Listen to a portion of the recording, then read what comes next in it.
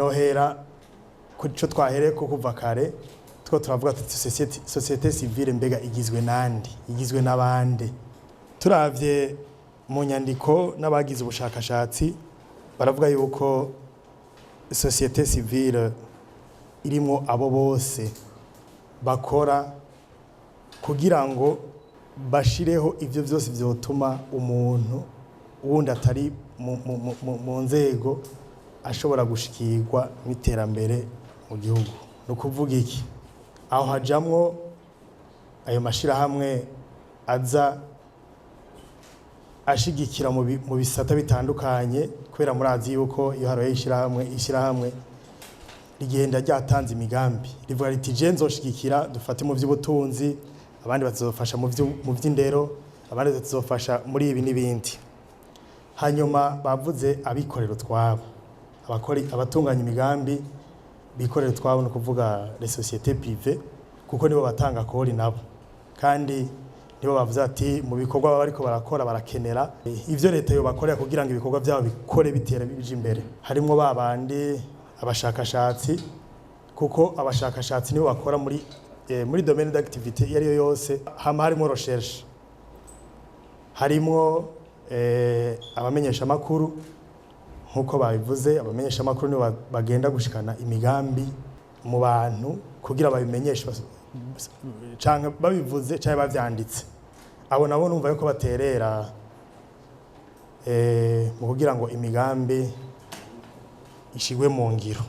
Rero dufatiye rero ingene urwego shingwa ntwaro no kuvuga le ministère zishiraho le budget amafaranga bizokoresha nuko ubushikiranganje bubanza bugashiraho imigambi bifuza kuzoshira mu ngiro hanyuma iyo migambi bakayegeraniriza muri budget du ministère bavuga ati twe tuzokora ibi muri umwaka ico bita exercice budgétaire batuzokora ibi budget du ministère. Rero iyo ma département canke ivyo bisata byose vya leta vyegeranirije rero iyo migambi yabo bifuza yuko bazoshira mu ngiro au cours de l'exercice budgétaire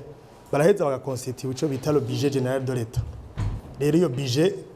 niyo duheza tukazoja kuraba yuko dufatiye kuri ya migambi mikuru bari barihaye tugafatira sur les ressources financières tugafatira sur les ressources humaines bashoboye gushira mu ngiro ya migambi barashiraho iyo bita plan d'action bati trimestre ya mbere tuzokora iki trimestre ya kabiri tuzokora iki. Dufatiye rero kuri ya participation citoyenne sur l'élaboration du budget tuzasaba kubona rero le rôle novuga uruhara rw'umwe wese muri iryo tunganywa ry'imigambi kugira rero imigambi izoboneke no kuvuga hariho ico bita le ministère sectoriel mu migambi bazotegura nuko umwene gihugu hasi abona icyahindutse mu buzima bwiwe bwa misi yose canke mu vyari karasaba yuko vyose muri iyo élaboration du budget bavuze lettre de cadrage baravuga élaboration du budget baravuga budget citoyen keshi ngayo wacu murabona ko tari bwashike ku mugabo ni vyiza ko tuza turagira impinduka kugira ngo dutere tuje imbere. Nico gituma iyo habaye proposition y'ikintu twogerageza kugikorera ko kugira ngo turabe yuko co dushikana mu iterambere. Uwatanguye imbere yanje yashikirije ingene bagira muri iyo processus d'élaboration du budget gushika kuri exécution du budget arashika no kuri contrôle ingene ama contrôle agenda. Rero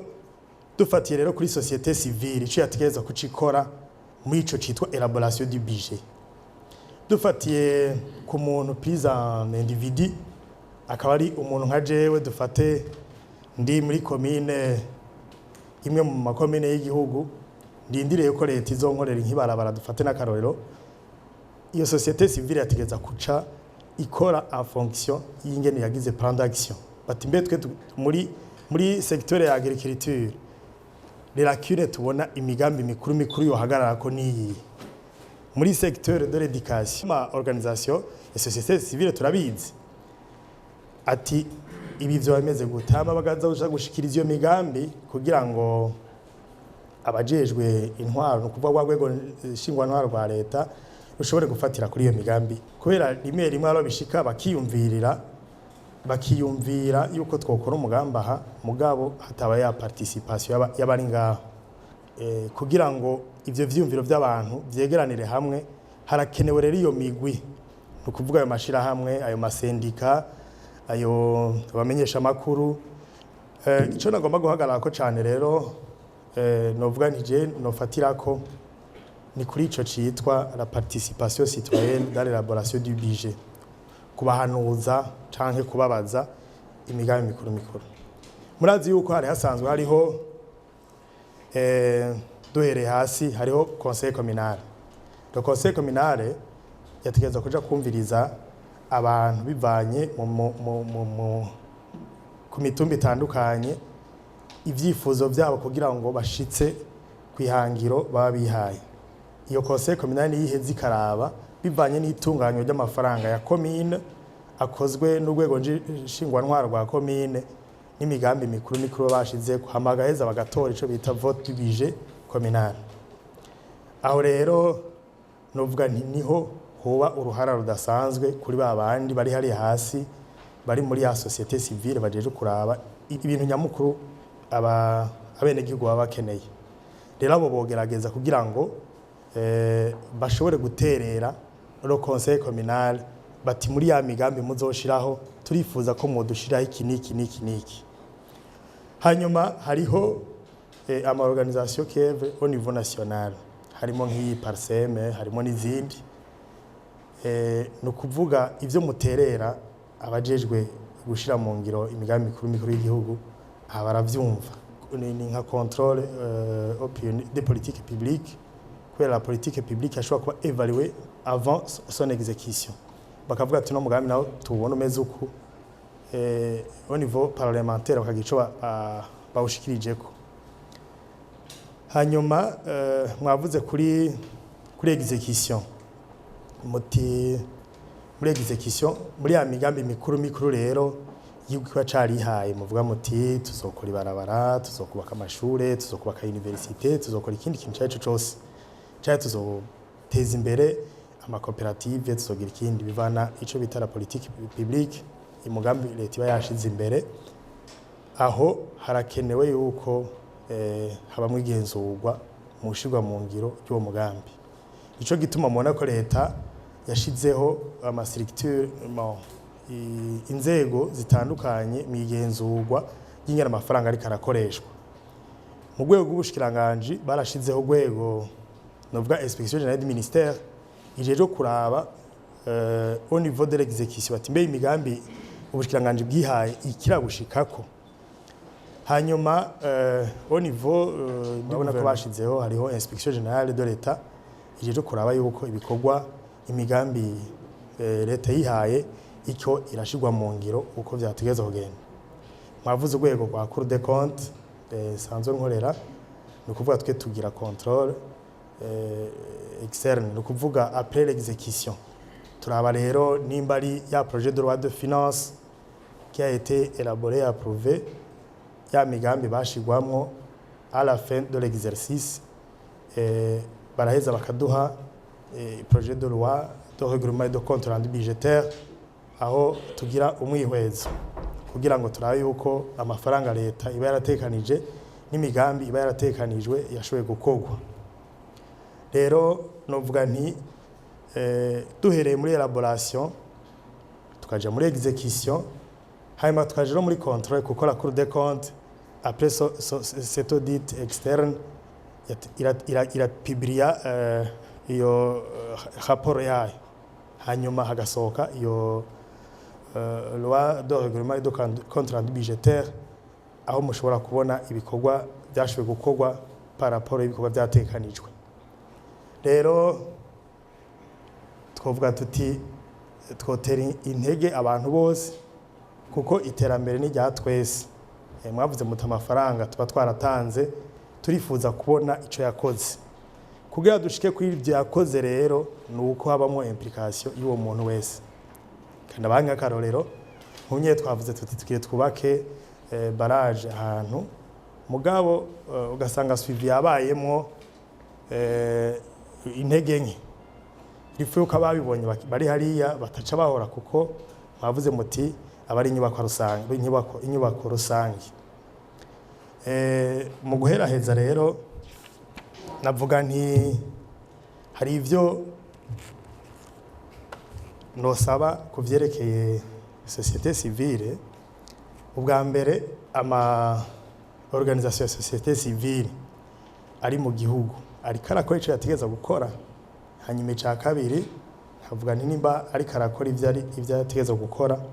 aragerageza guhimiriza abo aserukira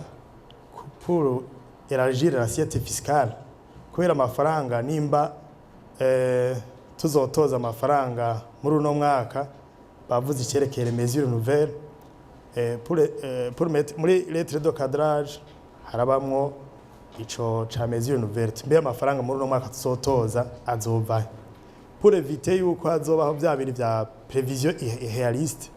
il faut yuko tubona by'ukuri yuko abantu twe gutoza amafaranga azoboneka rero société civile yategeza kwiyemplika naho nyene muvuga muti amafaranga yacu